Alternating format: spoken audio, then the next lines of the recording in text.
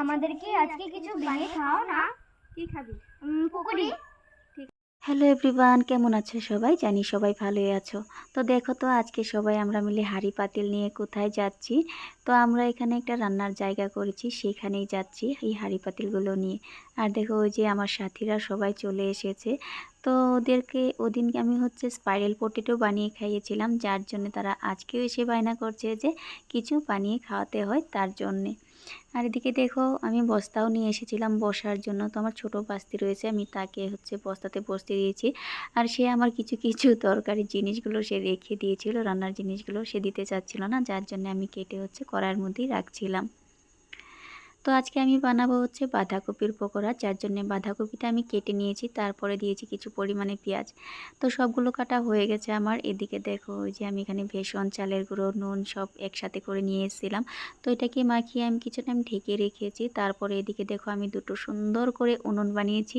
তো উনুনগুলো এখনও শুকায়নি, যার জন্য একদম আগুন জ্বলতে চাচ্ছিল না, ভীষণ কষ্ট হচ্ছিল আজকে রান্না করতে। তো আমি প্রথম যেই উনুনে বসিয়েছিলাম সেটাতে একদমই রান্না করতে পারিনি, কারণ সেটাতে আগুন একদমই জ্বলতে চাচ্ছিল না। তারপরে আমি অন্যটাতে বসিয়েছি, তবে এটাতে কিছু পরিমাণে আগুন যদিও জ্বলছিল, ভীষণ ধোঁয়া হচ্ছিল। আর আজকে আমি মিনি কিচেনে রান্না করতে করতে একদম কেঁদেই ফেলেছিলাম।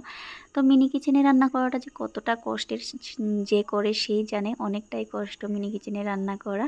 তারপর দেখো আমি ওই যে পকোড়াগুলো ভেজে নিয়েছি, তবে আজকেরগুলো খুব একটা ভালো হয়নি, কারণ আগুনের তো একদম আগুন জ্বলেনি, আর ভীষণ পরিমাণে ধোঁয়া হচ্ছিল। দেখো এত ধোঁয়া হচ্ছিল যে আমি সেখানে বসে রান্নাই করতে পারছিলাম না।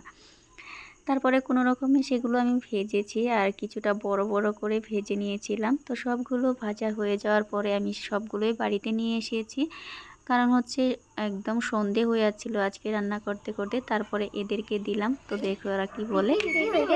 হ্যাঁ, তো খেয়ে দেখ কেমন হয়েছে, দিয়ে দিলাম খাওয়ার জন্য। তো ওরা রিভিউ দিয়ে দিল যে খুব ভালো হয়েছে, যে যতটা কি কতটুকু ভালো হয়েছে সেটা বড় কথা না। তারপরে এটা খাওয়ার পরে পেটও ভরে না, তো পেট ভরে খাওয়াটাও বড় কথা না, ওরা যে আনন্দটা পায় খেলাধুলা করে, তো সেটাই সব থেকে বেশি। তো তারপরে ওরা চলে যাচ্ছিল, তো ওদেরকে একটু আমি এগিয়ে দিয়ে আসতে গেলাম।